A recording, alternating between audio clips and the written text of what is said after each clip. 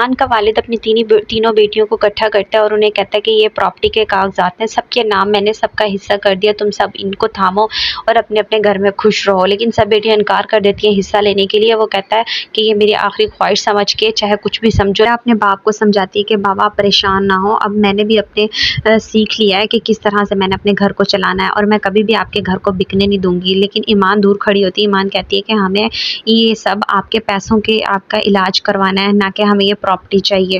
دوسری طرف جو زین ہے اس کا برا حال ہے کیونکہ اس کی والدہ کا انتقال ہو چکا ہے۔ وہ سوچ رہا ہوتا ہے کہ میری ماں کی آخری خواہش تھی، وہ کہتے کہتے مر گئی کہ یہاں پہ رشتہ نہ کرو، لیکن میں نے اپنی ضد سمجھ لی تھی، میں نے زبردستی ادھر ہی شادی کرنے کا فیصلہ کر لیا تھا۔ اس کا باپ بھی خوب بیچارہ اداس ہو رہا ہوتا ہے کہ کس طرح اس نے منع کیا تھا لیکن ہم اس کی مرضی کے خلاف گئے، جبکہ اس نے کبھی زندگی میں کوئی خواہش نہیں کی تھی۔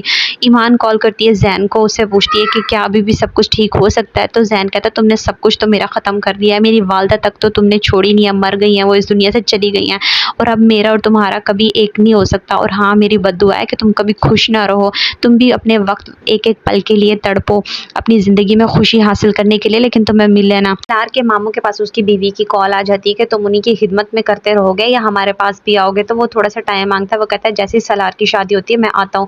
اتنے میں اس کی نظر پڑتی ہے کہ کس طرح سے وہ لاڈ اٹھا رہا ہوتا ہے ایمان کے والد کا، تو وہ کہتا ہے کہ یہ ان کے اندر اتنی فیملی میں کیوں انٹرسٹ لے رہا ہے، جبکہ سویرا کا ہسبینڈ اتنا لالچی ہے۔ وہ کہہ رہا ہوتا ہے کہ تم گئی نہیں کاغذات لینے کے لیے، سب بیٹیوں کو دے دیے، تمہیں نہیں دیے؟ تو وہ کہتی ہے کہ میں کبھی بھی اپنے باپ کا گھر بکنے نہیں دوں گی۔ تو وہ اسے دھکا دے کے مار کے چلا جاتا ہے، کہتا ہے میں بھی دیکھتا ہوں کہ کس طرح سے تم اپنے باپ کا گھر بچاؤ گی۔ ایمان اپنے باپ کو دیکھتی ہے کہ وہ سلار کے ساتھ بہت زیادہ خوش ہوتے ہیں اور وہ سلار سے کہتی ہے کہ سلار آپ بابا کو بہت زیادہ خوش رکھتے ہیں، ایک آپ واحد سہارا ہیں بابا کے جنہیں وہ سچ سے دل سے اپنا دوست سمجھتے ہیں۔ لیکن گھر پہ لائک آ جاتا ہے۔ لائک ایمان کے والد کو کہتا ہے کہ بس کر دیں، آپ خدمتیں کروانا ہے اور کیا چاہ رہے ہیں، اپنی بیٹی کی شادی ختم کروا کے آپ ہمارے پیچھے پڑنا چاہ رہے ہیں اور اب آپ دور رہیں میرے بیٹے سے، بہت خدمتیں کروا لی، وہ اس کے لیے نہیں بنا ہوا۔ تو آگے سے اس کا والد کہتا ہے کہ ہمیں 90 لاکھ کی ضرورت نہیں تھی، اور کیا آپ کو اپنے بھانجے کی حقیقت کا علم نہیں ہے کہ ان کے تو مالی حالات ویسے ہی بڑے خراب تھے؟ لائک وارننگ دے کے جاتا ہے کہ دوبارہ میں اپنے بھانجے کو آپ کے پاس نہ دیکھوں۔ ایمان فیصلہ کر لیتی ہے سلار سے ملنے کا، جبکہ لائک کو خدشہ ہو جاتا ہے کہ اس نے یہ بات کیوں کی تھی، جبکہ ایمان بات کرتی ہے سلار سے، اسے کہتی ہے کہ آپ جو بابا کی نظر میں اہمیت ہے آپ کی، میں اس سے بہت ہی خوش ہوں، لیکن آپ کے ماموں آئے تھے، وہ خوب بری بھلا کہہ کے گئے ہیں اور بیچارے بابا بہت پریشان ہیں کیونکہ ایک آپ واحد سہارا تھے جو آپ کے ماموں نے وہ بھی چھین لیا ہے، تو بابا بہت زیادہ پریشان ہے۔ لیکن میں چاہتی ہوں، انہوں نے ساتھ میں الزام بھی لگایا کہ میری شادی آپ سے کروانے کا، لیکن میں چاہتی ہوں کہ یہ الزام سچ ثابت ہو، آپ مجھ سے شادی کرنے کے لیے راضی ہوں گے کیونکہ ایک آپ ہیں جو مجھے سچ سے محبت کرتے ہیں، میں جانتی ہوں، اور یہ میں اس جگہ پہ لے کر آئی ہوں جہاں پہ میں لاسٹ مرتبہ زین سے ملی تھی، تو میں آج اس کی یادیں یہیں پہ چھوڑ کے جا رہی ہوں اور آپ کو ایک دن کا ٹائم دیتی ہوں کہ اگر آپ کو ٹھیک لگے تو ٹھیک، ورنہ میں اور بابا ہمیشہ کے لیے ایبٹ آباد چلے جائیں گے۔ سلار راضی ہو جاتا ہے اور وہ دونوں نکاح کر کے اپنے گھر پہ آتے ہیں۔ ایمان اپنے والد کا ہاتھ پکڑتی ہے اور اسے کہتی ہے کہ بابا میں اب آپ کو ایک ایسی بات بتانے والی ہوں، لیکن آپ کو تسلی سے سننی پڑے گی، میں نے آپ کے دوست آپ کے ہمدرد سے شادی کر لیا، تو بس یہ بات کہنی ہوتی ہے۔ ایمان کے والد کے پیروں کے نیچے سے زمین نکل جاتی ہے۔ وہ کہتا ہے یہ کیا کر دیا تم نے، تمہارا ماموں جو الزام لگا کے گئے ہیں لوگ تو وہ سچ سمجھیں گے، بلکہ وہ بھی مجھے ایسا ہی سمجھے گا کہ راہ پڑے لڑکے سے شادی کر دی اپنی بیٹی کی، شاید یہ لوگ ہیں ہی ایسے۔ تو آگے سے ایمان سمجھاتی ہے آپ لوگوں کی پرواہ کیوں کر رہے ہیں، لوگ کچھ بھی کہیں مجھے اس سے فرق نہیں پڑتا، جبکہ سلار وہ خود کہتا ہے کہ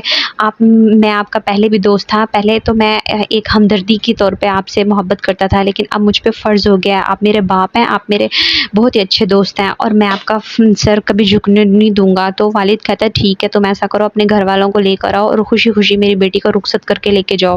سلار کی بہن ہمیشہ سلار کی سائڈ لیتی ہے، اس کے گھر سے آتے ہیں لوگ، لائک انہیں مل جاتا ہے اور صاف صاف بتا دیتے ہیں یہ سب پراپرٹی سلار کی ہے، لیکن اس بات کو سنتے ہی وہ کال کر دیتے ہیں، وہ کہتے ہیں ہمیں لڑکی کے نام پلاٹ چاہیے۔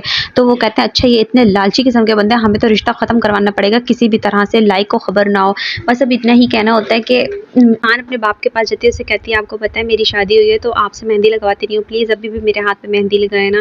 تو دونوں ماں باپ بیٹی گلے لگ کے خوب روتے ہیں ایک دوسرے سے اور معافیاں مانگتے ہیں ایمان کے میں کبھی بھی آپ کی غم کا باعث نہیں بننا چاہتی، میں ہمیشہ آپ کی خوشی بننا چاہتی ہوں۔ جیسے سالار آتا ہے اور کہتا ہے کہ میں نے شادی کر لی ہے ایمان کے ساتھ، بس یہی کہنا ہوتا ہے انہیں، تو خوشی اندر ہی اندر سے مل جاتی ہے۔ وہ کہتی ہے کہ ہمیں تو جو ہم چاہ رہے تھے ویسا ہی ہو گیا، اب بس لائک کو ہم نے سمجھانا ہے کہ بھائی تمہارے بھانجے نے ہی رشتہ ختم کیا ہے اور ہماری طرف بات نہیں آئے گی۔ لیکن سوچتی ہے ماں کہ مجھے سمجھ نہیں آ رہی کہ اگر وہ لڑکی اتنی ہی تیز ہے، اگر اس نے آگے کام خراب کر دیا تو کیا بنے گا۔